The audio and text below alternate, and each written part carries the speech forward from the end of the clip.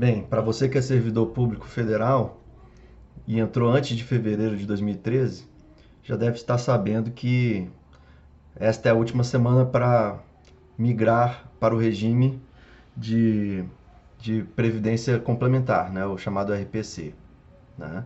É, como eu fiz a minha migração, muitos colegas têm me perguntado sobre os meus motivos. Então, como é muita gente perguntando nessa reta final, eu decidi fazer um vídeo, postar no YouTube e ver o que acontece. É, é, como são muitos detalhes e assim a gente não tem muito tempo para perder, eu resolvi fazer um vídeo curto, ou pelo menos estou tentando fazer. E aí, para a gente alcançar isso, nós precisamos definir duas premissas básicas. E a partir de variações dessas premissas, vocês podem fazer perguntas aí nos comentários e aí eu tento responder. Tá? São muitas variações de situação, tá? Então realmente não dá para abordar tudo. Então esse vídeo aqui ele está sendo feito para quem? Em primeiro lugar, foi servidor público federal durante toda a sua vida profissional, tá? Ou seja, não entra aí servidor dos estados e dos municípios, vai ter algumas peculiaridades aí com relação a eles. E também para aqueles que são servidores públicos civis. Tá? Os integrantes das Forças Armadas que entraram no serviço público civil, né, deixaram as Forças Armadas e ingressaram no serviço público civil também tem algumas peculiaridades. Tá? Eu não vou tocar nesses assuntos para tentar fazer o vídeo mais curto possível. Tá, segunda premissa desse vídeo, nós vamos falar de benefício especial. Né? Então, veja bem, só leve em consideração o benefício especial se você pretende se aposentar no serviço público federal. Se você tiver planos de ir para a iniciativa privada, você tem que descartar o benefício especial caso você queira ir para a iniciativa privada antes da concessão da sua aposentadoria. Ok? Bem, então, colocadas as premissas, agora a gente tem que saber em qual situação nós estamos enquadrados para poder decidir o que vai ser o futuro. Então, veja bem, o servidor público federal ele pode ter entrado antes de 98, quando ele não tem idade mínima para se aposentar, tá? E ao mesmo tempo ele tem direito à paridade e integralidade. De maneira geral, sem entrar em detalhes, o que quer dizer paridade e integralidade? Bem, começando pelo último termo, integralidade. Integralidade quer dizer que o servidor tem direito a se aposentar com o salário integral, o último salário que ele recebia no mês anterior à sua aposentadoria. Tá? E a paridade, na verdade, é o critério de reajuste. Tá? Ou seja, quando o pessoal da ativa recebe um reajuste, esse reajuste é refletido para o aposentado. Tá? Então, essa é a realidade de quem entrou antes de 98. Não tem idade mínima, tá? Então tem gente que vai conseguir se aposentar com 50, talvez menos, né?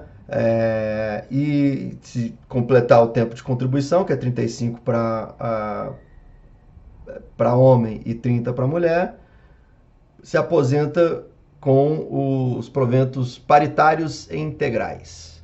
Ok? Primeira situação. Bem, segunda situação do servidor possível é aquele que entrou depois da reforma de 98, mas antes da reforma que aconteceu em 2003. Né? Entre 98 e 2003, nós temos a situação da paridade e integralidade ainda, tá? Isso não se modificou, mas passamos a ter um requisito de idade mínima, né, que funciona para servidor público federal. Desde 1998, servidor público federal tem uma idade mínima para se aposentar, ao contrário do regime geral de previdência aplicado a quem tem contrato de trabalho pela CLT. Tá? Então, basicamente a diferença para quem entrou, né, antes de 98 e depois de 98, mas antes de 2003, é que no segundo caso, né, existe a necessidade de cumprir um requisito mínimo de idade. Tá? O resto continua bem semelhante. A terceira situação para você verificar o seu status. Tá? Entrou depois de 2003, mas antes de 2013. Né? Veja bem, nessa situação existe, né, a idade mínima, como acontecia antes, e também existe uma alteração em relação à fixação do salário de aposentadoria. Né? Ao invés de ser paritário integral, o servidor vai se aposentar com a média das 80% maiores remunerações de toda a sua vida contributiva.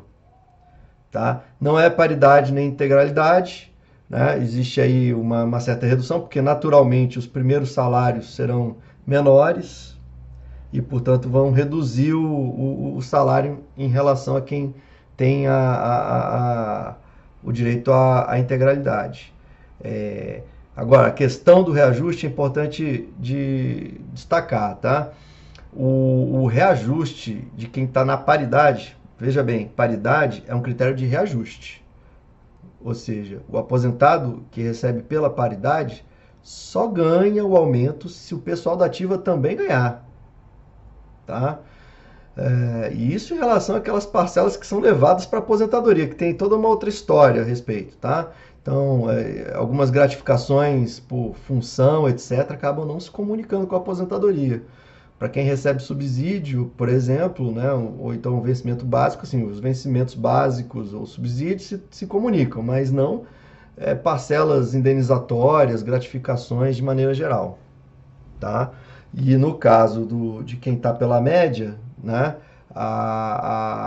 o reajuste se dá pelo índice que é aplicável ao INSS. Então tem uma garantia, digamos assim, de um reajuste mais previsível, né? Enquanto que na paridade isso já não ocorre.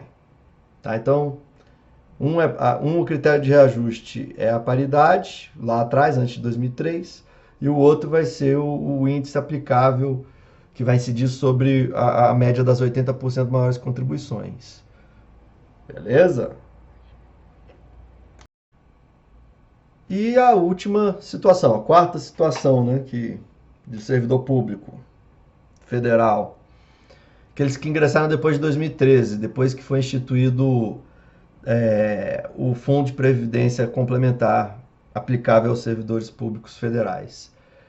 Bem, nessa situação, qual que é o salário de aposentadoria do servidor? O salário de aposentadoria é o teto do INSS. Ainda pago pelo regime próprio, é a União que paga esse teto. Tá? Ainda é considerado um regime próprio, no entanto, ele está limitado ao teto do INSS. Na prática, acaba sendo a mesma coisa. Né? Desde 2013, ou seja, já faz 5 anos, os servidores públicos federais estão em condições de igualdade com os da iniciativa privada, com a diferença de que o servidor público federal já tem idade mínima há muito tempo. Tá? É claro que nessa situação, sendo implementado o Fundo de Previdência dos Servidores, que é o conhecido FUNPRESP, a União se compromete a fazer uma contribuição paritária para esse fundo, desde que o servidor ele faça a adesão ao fundo. Né? Então tem a questão da adesão ao FUNPRESP, que é opcional. Ninguém é obrigado a aderir a nenhum fundo de pensão, a nenhum fundo de previdência, é opcional. Mas se exercer essa opção, a União ela faz uma contribuição paritária, ou seja, para cada real que o aderente, né, o participante no fundo aporta, a União também entra com outro real.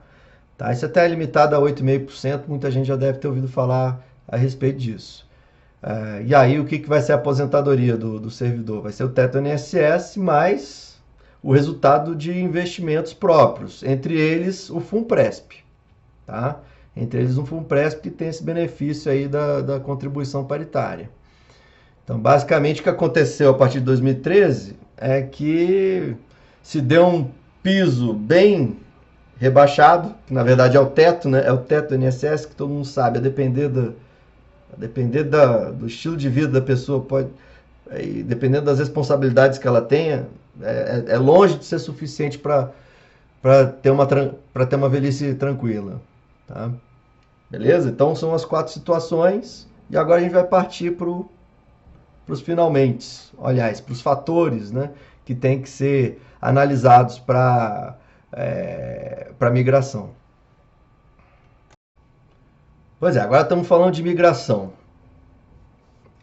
Então, quem pode migrar? Bem, obviamente, quem já entrou depois de 2013 no regime, né, de previdência complementar, não pode migrar, já está no regime, já é obrigado, já entra no regime direto. Então, quem pode migrar são aqueles que estão nas 3 situações que eu primeiramente escrevi. Tá? Quem não tem idade mínima, quem precisa de idade mínima, quem se aposenta pela paridade e integralidade, quem se aposenta pelos 80% das maiores contribuições, tá? Esses podem ter a opção de migrar. Tá? E veja bem, essa migração, ela, como vocês podem ter visto, acarreta uma diminuição, principalmente para quem ganha acima ou muito acima, né, do teto do INSS, acarreta uma diminuição no salário de aposentadoria presente. Tá? Então isso é fato. Né? E aí alguém pode se perguntar, vem cá, mas a gente, né, servidor público, sempre contribuiu com a alíquota de 11% sobre o todo do salário. Ao contrário da iniciativa privada, que só contribui sobre o teto. Realmente, então, quando você migra, existiria em tese um enriquecimento do Estado. Para evitar esse tipo de consequência, o Estado criou o benefício especial. A Lei 12.618 criou o chamado benefício especial, que é uma compensação, né, pelas contribuições que foram feitas a mais, né, ou além, né, a parcela de contribuição que foi feita além do teto. Tá?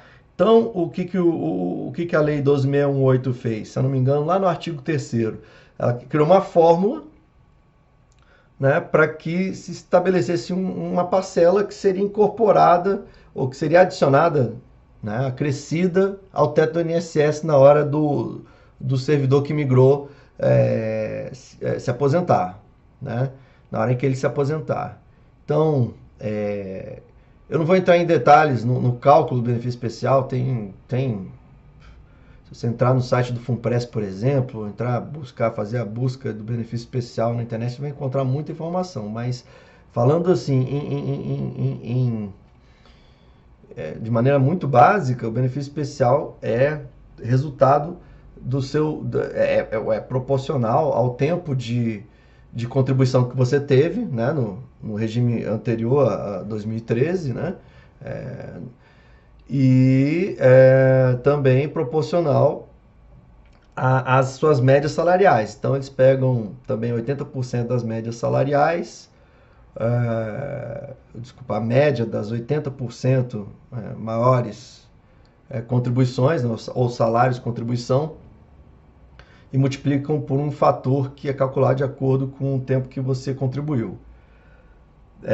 Então essas são as 2 variáveis que são levadas em consideração. Você pode ter um benefício especial maior ou menor. Então, se você trabalhou pouco tempo, se você tem pouco tempo de contribuição, seu benefício especial tende a ser menor.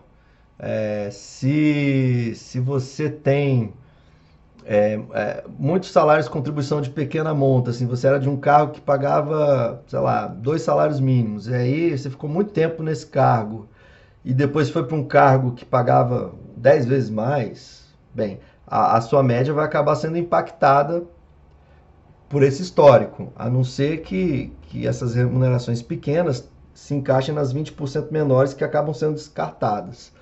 Tá? Então, o benefício especial ele é calculado dessa forma. Tá? Bem, outro fator que tem que ser analisado, né, por quem está pensando em migrar, é a questão da capitalização dos seus investimentos próprios. Né? Como eu falei, quem migra passa a ter direito, a princípio, unicamente ao teto do INSS. Eu acho que eu não falei antes, mas hoje ele está em 5.600 e alguma coisa. tá? Não é muito, a depender do estilo de vida da pessoa, tá? Então, é necessário complementar a renda da aposentadoria. É por isso que o regime chama regime de previdência complementar. Como é que é feita essa complementação? Por meio de investimentos próprios, né? Então, o que acontece, né? Se você vai desistir da paridade e integralidade ou do salário, né, correspondente à média das 80% maiores remunerações, você tem que entender que o que vai complementar a sua renda, além do benefício especial, tá? É o rendimento dos seus próprios investimentos. Entre eles, a renda que venha a ser paga pelo Funpresp caso você faça sua adesão. Tá? Eu não vou tratar de Funpresp nesse vídeo, porque ele é dedicado para migração. Tá? Funpresp, ele pode ser... o servidor pode aderir a ele a qualquer tempo. Tá? É claro que quanto mais tempo ele demora para aderir, menos tempo de capitalização. Então, se costuma dizer por aí que os regimes anteriores a 2013 são regimes de mutualistas, em que há um pacto de gerações, né? Ou seja, quem está na ativa está pagando a aposentadoria de quem está na inatividade. Tá? E no caso do regime de previdência complementar, isso se modifica. E é cada um por si, cada um pagando a sua própria aposentadoria. É claro que tem uma parte para quem migrar, né? Teto do INSS mais benefício especial estaria enquadrado ali na visão mutualista. Agora, o que vier a mais, né, é derivado dos seus rendimentos. Então, o fator tempo, né, quanto tempo você ainda tem para aposentar, para se capitalizar, para criar sua conta individual e a expectativa de juros que você vai obter a partir desses rendimentos influencia na sua decisão. Então, você tem que ter a noção de que, né, a sua aposentadoria depois de migrado vai se constituir de teto do INSS, 5.600, mais o benefício especial, que vai ser pago pelo órgão em que você se aposentar, tá? E, em terceiro lugar, rendimentos dos seus próprios investimentos, inclui aí Funpresp. Na verdade, as pessoas podem fazer até um cesto, fazer Funpresp, um PGBL particular, né, como Brasilprev, por exemplo, do Banco do Brasil. Estou fazendo propaganda aqui, mas enfim. Investir em ações, etc. A pessoa não precisa aderir ao Funpresp se quiser, se ela quiser pegar o líquido que sobra, né, porque como a contribuição é sobre o teto, o seu líquido aumenta. Né?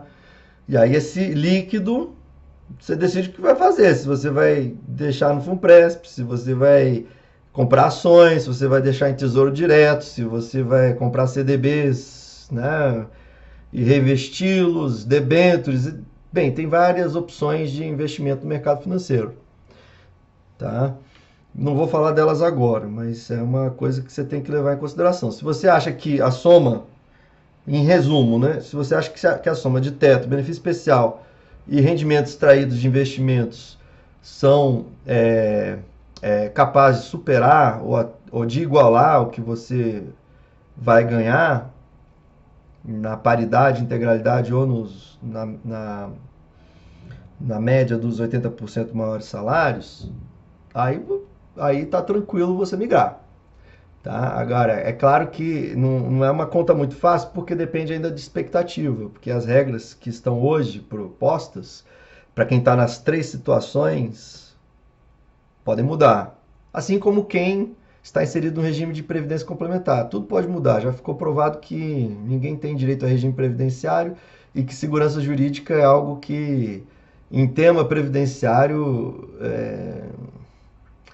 tendo em vista a questão de longo prazo, os impactos econômicos que causam, né, no regime previdenciário ao longo do tempo, né, a proteção de segurança jurídica ela não é tão efetiva assim.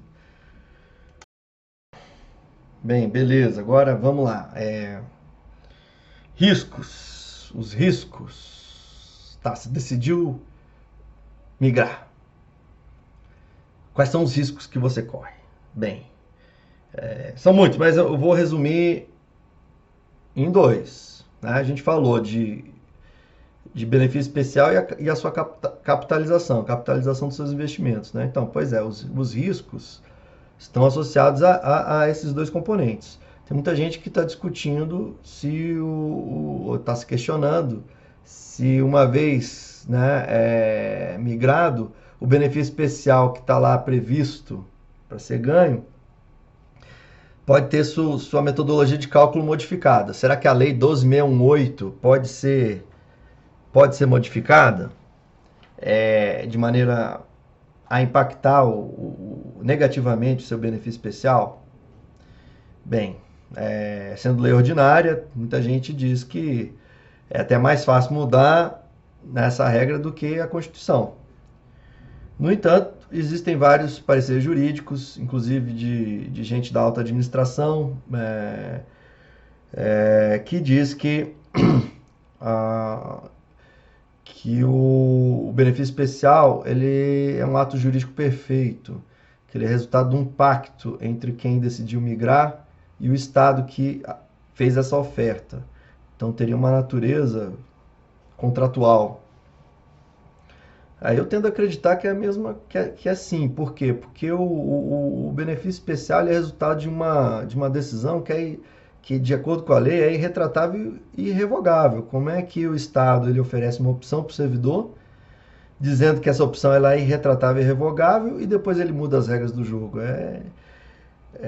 Se houver essa reversão, teria que haver se houver uma mudança no cálculo, teria que haver uma outra disposição na mesma lei modificadora, dando opção para o servidor refazer sua opção, né? Então, isso traria muita confusão pro governo, né? Então, assim, existe o risco de haver mudanças? É claro que existe. Né? Eu seria muito ingênuo em dizer que não. No entanto, o exercício, né, de alteração dessa legislação ele tende a ser mais complicado do que alterar a Constituição, por incrível que pareça. E tem outra, né? Poucas pessoas, imagino, vão realizar a opção de migração. Muita gente não está nem sabendo que existe esse prazo correndo. E o que acontece? Como muito poucas pessoas vão estar nesse regime de migrados, na condição de migrados, o impacto orçamentário do benefício especial vai ser muito pequeno, muito reduzido. Então, eu acho muito difícil o governo colocar na pauta, né, de reformas uma reavaliação do benefício especial, porque o ganho em termos de orçamento vai ser mínimo. Né? E o impacto disso, assim, só vai se sentir depois que as primeiras pessoas estiverem aposentando. Isso vai ser gradual, vai sair na urina esse benefício especial. Bem, o outro risco para quem está migrando, que tem que ser levado em consideração, juros reais baixos, ou seja, a taxa de rendimento dos seus investimentos próprios, né? Porque é o outro componente da sua aposentadoria, né? Então você tem que levar em consideração. O que você acha? Você acha que os investimentos que você vai fazer vão render frutos? Será que a empresa que você escolher para ser sócio, né, como acionista, né, que você vai colocar os seus ovos lá, ela vai pagar os dividendos que você espera? Ou o tesouro direto que você colocou lá, Selic, né, vai continuar rendendo muito alto? Uma opção, às vezes, para fazer a trava é colocar tudo em IPCA, naquele tesouro direto com juro real de 5%. Ainda tem muito no mercado, mas será que você não vai conseguir comprar tudo de uma vez? Você vai comprar ao longo do tempo, né? Será que esses tesouros diretos, né, vão com taxas, né, de 5%, 6% acima da inflação, vão continuar à disposição do investidor comum? Mas é complicado, né? Será que o Funpresp, né, se a pessoa optou pelo Funpresp, ele vai ter a performance desejada? Será que ele vai dar negativo? Será que ele vai dar positivo? Existe problema da governança, né, para quem vai para o Funpresp, né, tendo em vista que, né, vários casos aí, Postales, todo mundo cita, né, né, fundos de pensão que acabaram nas páginas policiais, né? Bem, eu não vou entrar na questão do Funpresp, porque essa é uma questão posterior. De repente, né, se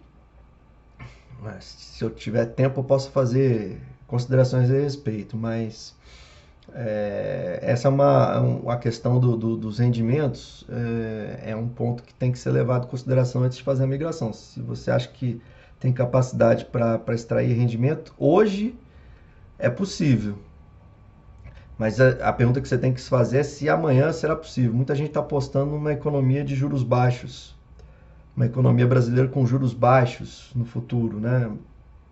De onde que eles tiraram isso? Eu não sei. Se o risco no Brasil, se essa esculhambação política no Brasil continuar, a taxa de juros aumenta. Se tiver uma outra greve de caminhoneiros, por exemplo, o juro vai lá para a caixa prego. Mas a questão também você começa a se perguntar, será que o Estado vai ter condição de arcar com os juros que está prometendo? Será que o Estado vai dar calote? Às vezes, quem sabe. É tudo uma interrogação, na verdade, né? Tá, e agora os riscos para quem fica, né? Finalmente, né? Quem vai ficar, quem decide ficar, mesmo inconscientemente, porque não está sabendo do que está acontecendo, também corre riscos, tá? E eu, pessoalmente, acredito serem riscos maiores daqueles de quem está migrando, tá? Em primeiro lugar, né, a questão da alíquota de contribuição, né, que a gente sabe que hoje é 11%. Não sei se todos sabem, já existe uma norma que aumentou essa alíquota para 14%. E veja bem, não é 14% sobre o teto do INSS, é 14% sobre todo. Lembre-se que quem está no regime anterior contribui com a base de cálculo da contribuição é o salário inteiro. Então, você vai sair de 11% para 14% para ganhar o mesmo salário de aposentadoria. Assim, você vai ter que aumentar mais para dar um equilíbrio no orçamento previdenciário, né? Então, assim, existe essa norma que aumentou para 14%, ela só não está em pleno funcionamento porque o ministro Lewandowski, se eu não me engano, suspendeu liminarmente a eficácia da lei ou da medida provisória. Mas, sinceramente, isso vai acontecer. Já existem vários estados, né, ou seja, o serviço público estadual, que já aplica a alíquota de 14%. Se eu não me engano, deles um é o Rio de Janeiro. E existem outros, tá? Municípios também, que tem também o seu serviço público, né? Tem alíquotas aí se eu não me engano, de 14%. Já ouvi falar que existe um gatilho no município de São Paulo que vai até 19% ou 22%, dependendo de como que está equilibrado o orçamento. Então, tá? Esse é um risco. Tá? E veja bem, não é regra constitucional, não, é regra de lei. Isso aí, tanto é que foi feita mudança na legislação ordinária para isso. Tudo bem que o STF está lá segurando, mas é um ministro segurando liminarmente. Eu acho que não. Acho que eventualmente a gente vai pagar uma alíquota maior aí para ganhar o mesmo salário de contribuição. E, bem, ainda com relação ao seu salário de contribuição que não.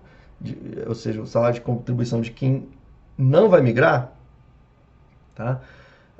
Existe a possibilidade da paridade e integralidade virar pó, né? Reforma constitucional já existe entendimento que ninguém tem direito a regime previdenciário. Então, qualquer governo pode fazer o que bem entender, com as regras constitucionais que asseguram a paridade e integralidade. E todo mundo sabe que a proposta que está na mesa é de inserir todo mundo nas regras de média, né, dos salários, e não são as 80% maiores, são as 100%. São todas, né? É a média integral. Não tem nem que falar 100% das maiores, também são todas as contribuições. Ou seja, desde aquele salário que você ganhava de assistente administrativo de um salário mínimo até o seu salário de juiz, top de linha, etc. É óbvio que isso vai reduzir muito o seu salário de aposentado, né? E ainda tem, ainda tem uma alíquota, ainda se aplica essa média, né, dos salários, um fator, a depender do tempo que você contribuiu, né, você vai ganhar uma percentagem da média. Então, foi previsto nessa primeira reforma. Para isso passar, não é muito difícil. Basta o próximo presidente no ano que vem, que deve chegar com algum capital político, não é possível, colocar força na engrenagem para isso passar. Isso está na agenda. O benefício especial não está na agenda. Como é que ele pode estar na agenda se ele acabou de ser concedido? Não faz sentido político. O que está na agenda, tá, é o salário paritário integral. Tá? E aquela regra lá das 80% maiores, na média das 80% maiores contribuições. Bem, e ainda existe um terceiro risco. Ainda existe um terceiro risco de quem está ficando. Tá? E diz respeito a uma situação que, mesmo não acontecendo a reforma constitucional, né, e se preservando a paridade e a integralidade, ou a média das 80% maiores contribuições, pode impactar. Tá? Por quê? Porque, veja bem, desde 2013, os novos servidores públicos não têm mais direito a essas aposentadorias que extrapolam o teto do INSS. Eles não têm mais esse direito. Tudo depende dos investimentos próprios deles. Então, veja bem, a vinculação com o salário da ativa, com o salário de contribuição, o salário onde, né, efetivamente incide a contribuição previdenciária, vai importar muito para quem não tiver migrado e a reforma constitucional lá não tiver ocorrido. Né? Digamos que não aconteça reforma constitucional nenhuma. Beleza. Então nos demos bem? Mais ou menos. Por quê?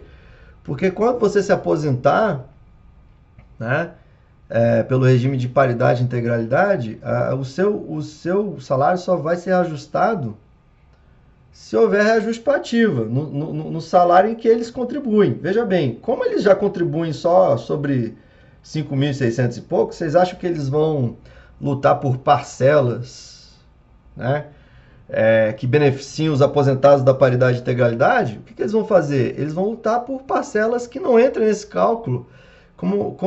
Assim, é bom repetir, o pacto de gerações acabou. Esse mecanismo em que quem está em atividade remunera quem está na inatividade acabou desde 2013. Ou está acabando, né? Está em vias de acabar, né? Então você quer ficar lá na frente com 70, 80 anos, dependendo da boa vontade de quem está na ativa? Eu não quero, meu amigo. Eu não quero. Então, assim, mesmo que não haja reforma constitucional, o governo pode reduzir os salários de quem se aposentou por esse regime, digamos assim, privilegiado, né, de paridade, ou 80% maiores, etc., simplesmente não concedendo reajustes em cima do subsídio ou do vencimento básico. Ele cria gratificações, indenizações, como já foram criados para muitas carreiras. Então, pensa bem, com reforma constitucional ou não, quem está na paridade e integralidade,